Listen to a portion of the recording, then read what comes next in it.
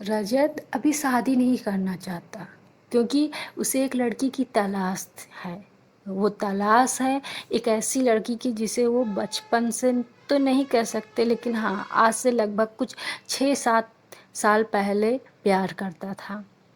दरअसल बात ये थी कि रजत को एक बार कुछ काम के सिलसिले में अपने पुराने घर जाना पड़ा, जहाँ पर उसे वो लड़की मिली थी। वो लड़की आईटीआई करने के लिए उसके घर के सामने से गुजरती थी। वो लड़की रजत की कॉलोनी पे ही रहती थी, पर उसका घर एग्जैक्टली कहाँ था, रजत को ये बात नहीं पता थी। रजत उससे एक अट्रैक्शन हो गया था। वह उसे हमसफ़र बनाना चाहता था, पर रजत को उसका नाम तक नहीं पता था। आज भी 6 से 7 साल हो गए, पर रजत को उस लड़की का नाम नहीं पता था। एक दिन रजत उसका पीछा किया कि वह किस आईटीआई में जाती है, क्योंकि वो आईटीआई के यूनिफॉर्म से पता कर लेता है कि हाँ, वो आईटीआई में जाती है। फिर वो काफ़ी दिन तक उसका पीछा करता है। वो लड़की समझ जाती है कि कोई लड़का उसका पीछा कर रहा है। एक दिन बड़ी हिम्मत कर रजत उससे कहता है, तुम मुझसे शादी करोगी?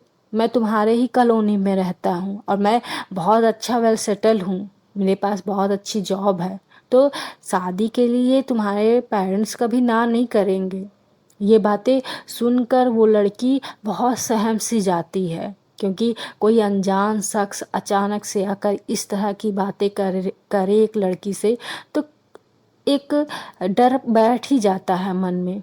वह चली जाती है वहाँ पे दौड़कर।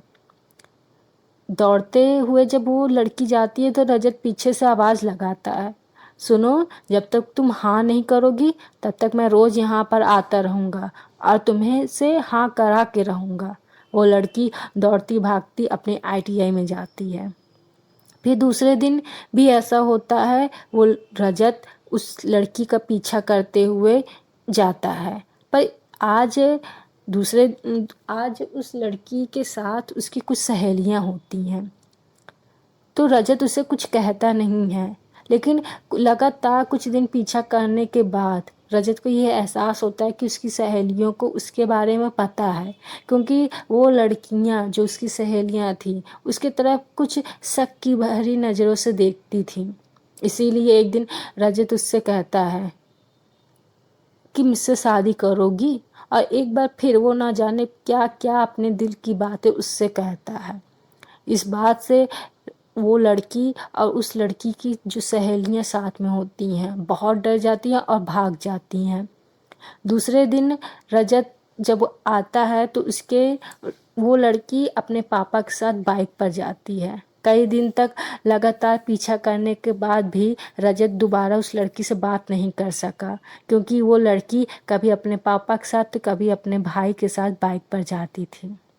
फिर कुछ दिनों बाद रजत को वापस अपने शहर लौटना पड़ा, क्योंकि उसका काम पूरा हो गया था। वह अपने दिल में इस बात का मलाल लिया हुआ था कि उसे उस लड़की का नाम तक नहीं पता है जो उसकी लाइफ में पहला प्यार था।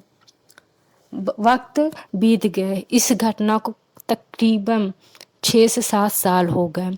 फिर एक दिन रजत की माँ उससे शादी के लिए बहुत कहती हैं, बट वो इनकार कर देता है, और आज रजत के घर वाले उसे ज़बरदस्ती करके एक लड़की के घर ले जाते हैं उसकी शादी की बात करने के लिए। रजत मन में ही ठान लेता है, पहले ही फैसला कर लेता है कि वो जब जाएगा तो उस लड़की से जब अकेले मिलेगा तो वो अपने दिल की बात बताएगा और शादी ना करने के लिए कहेगा, क्योंकि वो अपने घर वालों को समझा समझा के थक गया है। पर जब वो वहाँ जाता है लड़की को देखने के लिए, तो वो जो लड़की उसको दिखाया जाता है वो लड़की वही आईटीआई वाली के जैसे लगती है। 6 से 7 साल हो गए थे तो पर्सनालिटी काफ़ी चेंज हो जाती है। रजत की खुद की पर्सनालिटी बहुत चेंज हो गई थी। पहले उसने बियर्ड नहीं रखे थे, अब उसके काफ़ी अच्छे बियर्ड हैं। तो उसकी खुद की पर्सनालिटी भी काफ़ी बदल गई है। तो अगर वो लड़की आईटीआई वाली है तो उसकी भी पर्सनालिटी शायद बदल गई है, तभी रजत उसे क्लियर नहीं पहचान पा रहा था। बट उसको लग रहा था कि ये लड़की वही है। और वहीं वो लड़की रजत को काफ़ी ध्यान से देखती है, जैसे वो भी रजत को पहचानती है। जब दोनों अकेले जाते हैं बात करने के लिए तो रजत का पहला सवाल यही होता है, क्या तुमने आईटीआई किया है? वो लड़की हाँ में सिर हिलाती है। रजत इस बात से बहुत खुश हो जाता है और अंदर ही अंदर अपने ईश्वर को धन्यवाद देता है। पर जब रजत आईटीआई का नाम पूछता है तो वो नाम नहीं बताता है जो आईटीआई में उसने 6-7 साल पहले चक्कर लगाए थे, जिस आईटीआई का उसने। तो वो थोड़ा कंफ्यूज होता है।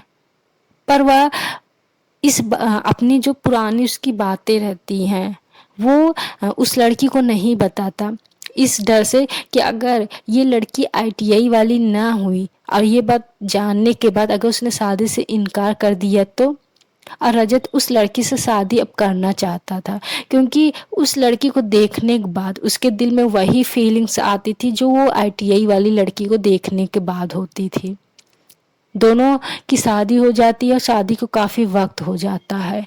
पर रजत के अंदर कभी इतनी हिम्मत नहीं हुई कि वो उस लड़की से डायरेक्टली कुछ पूछ सके, क्लियर बात कर सके। एक दिन रजत उसको बातों बातों में ये बताता है कि उसका पुराना घर कहाँ पर है। वो लड़की, उसकी जो अब बीबी बन चुकी है, वो कहती है कि हाँ उस कॉलोनी पे वह गई थी किसी रिश्तेदार के यहाँ कुछ कोर्स करने के लिए। रजत को ऐसा लगता है कि जैसे शायद ये वही लड़की थी, पर इंस्टीट्यूट का नाम तो अलग उसने बताया है। वह कंफ्यूज था, पर वो कभी बताया नहीं था, बात करना ही नहीं चाहता था इस बारे में, क्योंकि उसको अपनी पत्नी का खोने का डर था और वह उससे बहुत प्यार करता था, उसे वापस नहीं खोना चाहता था, क्योंकि उसे ऐसा लगता था कि उसने एक बार अपना प्यार खो दिया, दोबारा नहीं खोना चाहता।